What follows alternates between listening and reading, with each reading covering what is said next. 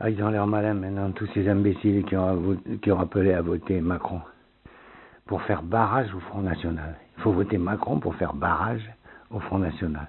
Mais ça ne fait... L'élection de Macron et la nomination du Premier ministre, le Premier ministre qu'il a choisi et le gouvernement que celui-ci a formé, ne font qu'apporter de l'eau au moulin du Front National. UMPS, vous vous rappelez? UMPS. Eh bien, c'est ça.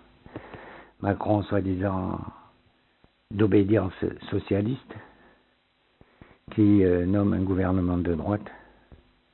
Mais c'est un boulevard, ça, pour le Front National. Bravo, les mecs, bravo. Post-dictum. Une précision quand même. Moi, j'ai pas voté au second tour de la présidentielle. Comme j'avais pas voté en 2012. J'attendais absolument rien de Hollande et j'attendais rien de Macron. Enfin, j'attendais ce qu'ils vont faire, quoi. Alors, j'avais pas envie de voter pour eux. Voilà.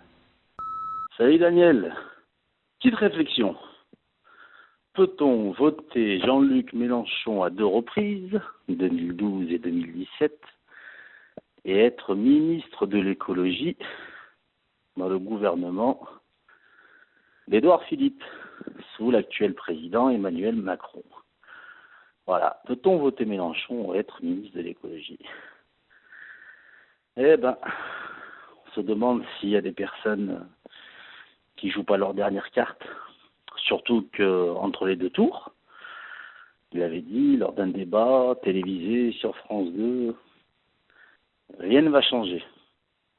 Rien ne va changer, c'est toujours la même direction. Le débat sur l'écologie est absent. C'était une soirée où il y avait l'avocat Dupond-Moretti, Natacha Polony, etc.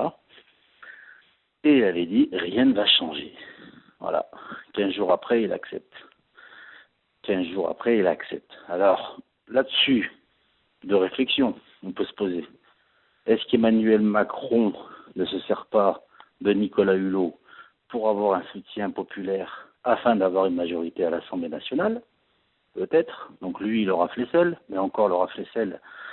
La championne olympique, elle est pas beaucoup. Elle est connue, mais pas trop. On va dire ça comme ça. Mais Hulot est très connu. Est-ce qu'il se sert de Nicolas Hulot pour avoir un soutien populaire? Voilà. Peut-être. Mais par hasard, est-ce que Nicolas Hulot a accepté en échange du retrait du projet d'aéroport Notre-Dame-les-Landes? Et dans ce cas-là, pour quelqu'un qui se dit sans étiquette, est-ce qu'il a eu raison d'y aller? Si réellement il y a le retrait du projet d'aéroport Notre-Dame-les-Landes, est-ce qu'il a eu raison d'y aller? Voilà. Donc, soit il a eu raison d'y aller, en échange il a eu le retrait de Notre-Dame-les-Landes, soit Macron s'est servi de lui pour avoir la majorité à l'Assemblée nationale. Mais quand on voit les intérêts que défend Emmanuel Macron, eh ben à mon avis, ça va contre les intérêts de ceux qui veulent le projet de Notre-Dame-les-Landes. Parce que là-dedans, il y a du pognon. Et je vois mal Emmanuel Macron retirer ce projet. Parce qu'il va aller contre ceux qui l'ont élu. Et ils vont lui dire, mais qu'est-ce que tu nous trafiques là? Donc à mon avis, il se sert peut-être de Nicolas Hulot afin d'avoir une majorité à l'Assemblée nationale. Ou peut-être, allez, on va aller encore plus loin, Nicolas Hulot sert de vitrine, et puis il fera du bricolage. Donc voilà. Mais bon, peut-on voter Mélenchon 2012-2017 et aller dans le gouvernement Macron? Ça, franchement, c'est costaud. Enfin bref, chacun sa petite réflexion là-dessus. Allez, bonne fin de journée, ciao. Je vous dis bravo de la lutte que je viens de voir et je suis contente d'avoir été réinscrite car il y a eu une erreur, on m'avait désinscrite et je peux pas me passer de vous. Malheureusement pour l'instant je peux pas m'inscrire, mais dès que je vais avoir droit à mes aides, je prendrai ma réinscription, je vous enverrai un montant. Je vous embrasse tous, je vous remercie, j'ai 85 ans bientôt, au revoir.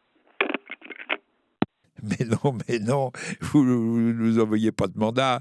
Vous savez très bien que la Basse J'y suis est entièrement financée par les abonnés, mais c'est pas des clients, ces abonnés, c'est des gens qui savent très bien ce qu'ils font, qui soutiennent et qui permettent à ce site d'exister et qui aussi, par leur soutien, j'y insiste, permettent à des AMG qui ont des difficultés diverses et variées de pouvoir accéder eux aussi à notre site. Donc pas d'inquiétude, pas de mandat, on va vous abonner gratuitement, bien évidemment, grâce à tous.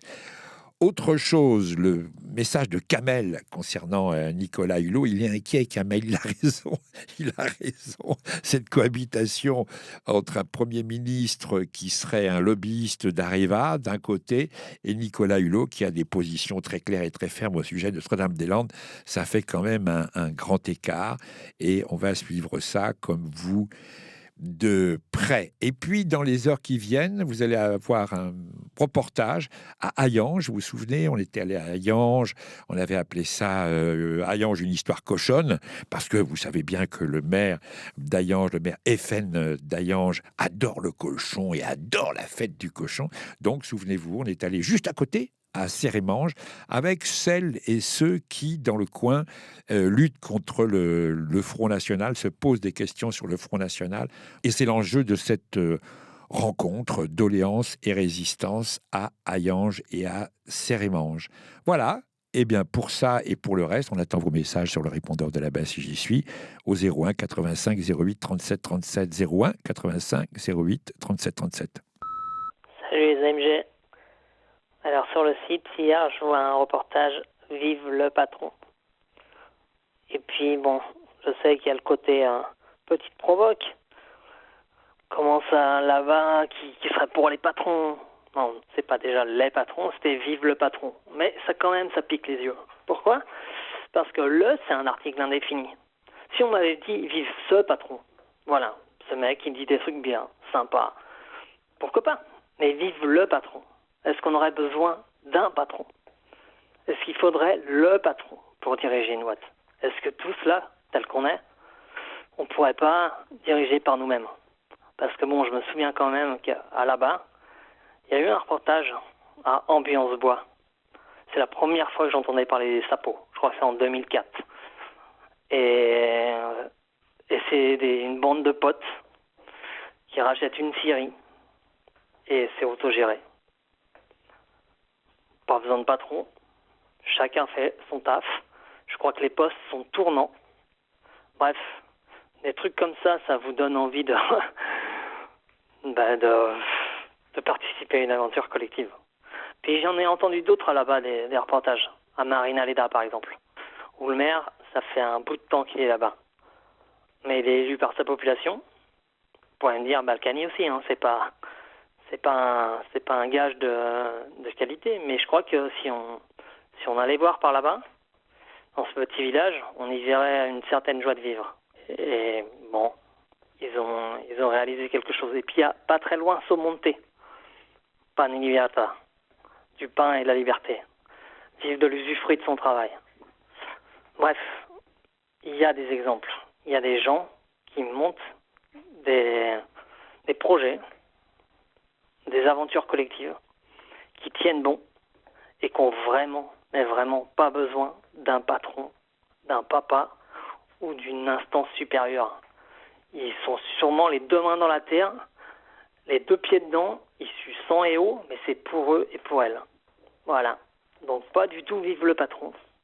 Je ne sais pas comment l'équipe de là-bas voit leurs conditions. Est-ce qu'eux, ils ont besoin d'un Daniel Mervet pour exister? Moi, honnêtement, je crois pas. Personne n'est nécessaire. Certaines personnes ont plus de compétences ou du moins fédèrent plus que d'autres. D'accord, pas de problème. On n'est pas tous égaux et pas tous égales. On n'a pas tous les mêmes armes. Mais vraiment, le but, c'est de se mettre en commun, de se rassembler, de discuter, de faire comme ces gens en Ambiance Bois et de travailler à notre émancipation collective. Allez, ciao, viva, portez-vous bien. Salut là-bas si j'y suis, ici le vent se lève à Job. Le vent se lève à Job, c'est un festival d'éducation populaire politique qui se déroule du 18 au 21 mai à Toulouse, à l'espace Job, l'ancienne usine de papier, lieu de lutte par excellence. C'est au 105 route de Blagnac, bus ligne 1, quartier des 7 deniers. Il y a de la programmation pour adultes, pour enfants, en LSF, gratuite ou en participation libre, responsable, raisonnée et citoyenne. Ça commence dès ce soir, donc jeudi, avec le spectacle politique Des lueurs pour les yeux. Vendredi, il y a une grande soirée des pratiques d'expression avec des ateliers gratuits de graphe, d'écriture de goguettes, de chant, de théâtre, de photos militantes, avec les chants de lutte de la chorale du Cri du Cœur. Le samedi, on a 3 conférences gesticulées sur la démocratie locale, les minorités invisibilisées et les risques psychosociaux au travail. Dimanche, il y aura Bzzz, les mouches ont des antennes, spectacle pour enfants. Il y aura aussi une enquête sur la commune de Paris, la pièce Après Molle de Luge et surtout pour finir, l'atelier de pratique amateur Disco Ménage. Plus d'infos et réservations sur www.collectif-job.com. À bientôt. 01 85 08 37 37, le répondeur de La Bastille J'y suis, c'est du lundi au vendredi à 13h. Venez